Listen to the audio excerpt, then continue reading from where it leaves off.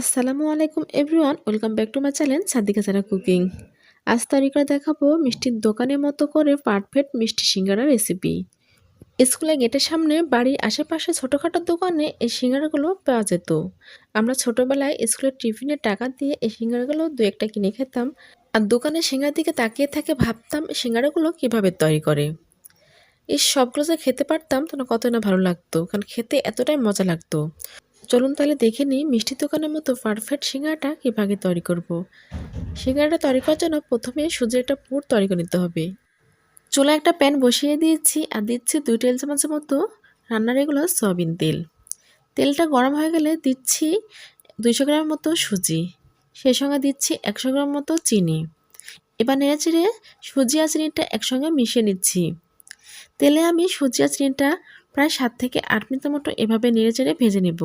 আর এই পর্যায়ে চুলার আঁচ মিডিয়ামে রেখে সুজিগুলো ভাজতে হবে। অনবরত নাড়তে হবে সুজিগুলো যেন পুড়ে না যায়। সুজিগুলো যখন হালকা একটু কালার হয়ে যাবে তখন দিতে হবে দুধ। এখানে আমি 100 গ্রাম মতো লিকুইড দুধ নিয়েছি। দুধটা আমি আগে থেকে জাল করে নিয়েছিলাম। দুধ অ্যাড করলে কি হবে, চিনিটা গলে সুজির সঙ্গে ছিটকে সুন্দর একটা ডো তৈরি হবে। আর এখানে ডোটা তৈরি করতে হবে একদম শুকনো ঝরঝরা করে।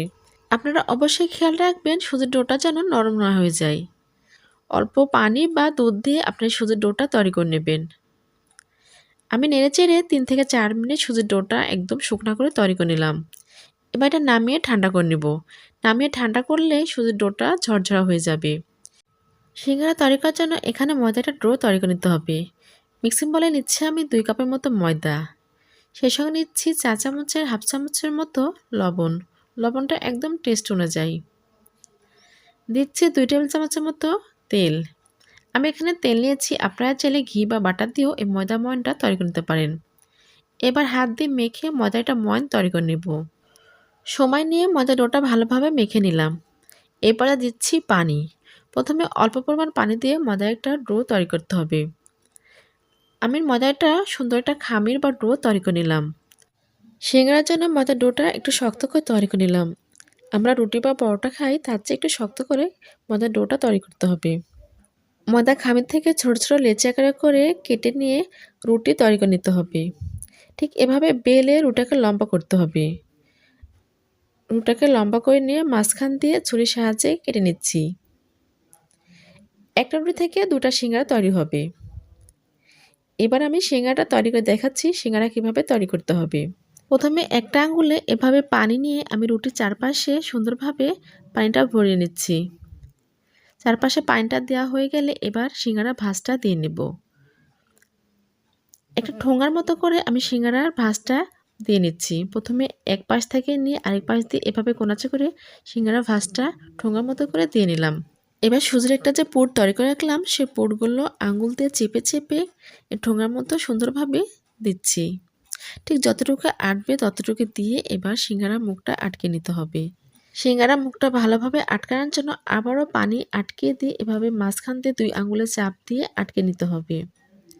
মাঝখানে আটকে গেলে এবার এক পাশ থেকে এভাবে চেপে চেপে আটকে দিতে হবে ঠিক 2 পাশে। ভালোভাবে আটকে নিতে হবে চেপে চেপে। ভালোভাবে আটকানো হয়ে গেলে এক পাশে এক মাথা দিয়ে ঠিক নিয়ে এসে এভাবে আটকে দিতে হবে। এভাবে আটকে নিলে তৈরি হয়ে যাবে সিঙ্গারা শেপ। সিঙ্গারা শেপটা দেওয়া খুবই সহজ। তৈরি করে ফেললাম একটা সিঙ্গারা। আমি আবার একটা সিঙ্গারা তৈরি করে দেখাচ্ছি কিভাবে তৈরি করতে হবে। পানি লাগিয়ে ঠিক এভাবে মাঝখান দিয়ে 2 আঙ্গুল দিয়ে চাপ দিয়ে 2 পাশে এভাবে আঙ্গুল দিয়ে চেপে চেপে আটকে নিতে হবে।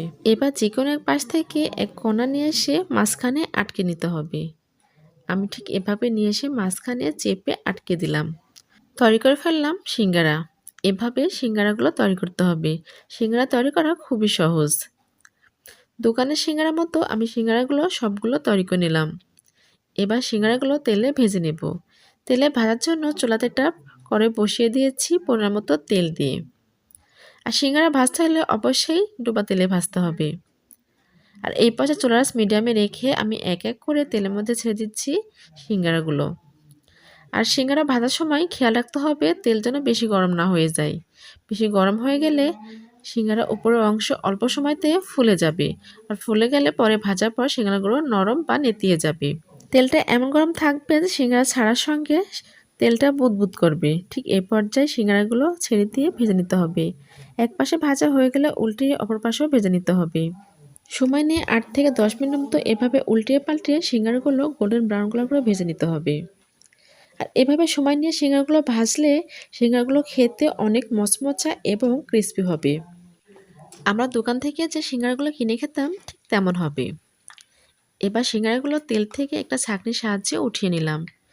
সবগুলো সিঙ্গারা একইভাবে ভেজে নিতে হবে। এবার চলে আসছি চিনি একটা শিরা তৈরি করার জন্য। চুলাতে একটা প্যান বসিয়ে দিয়েছি আর দিচ্ছি ১ কাপের মতো পানি। সেই সঙ্গে দিচ্ছি ১ কাপের মতো চিনি। চিনি আর পানিটাকে গলিয়ে আমি একটা শিরা তৈরি করে নেব। এবার নেড়েচেড়ে চিনিটাকে গলিয়ে নিতে হবে।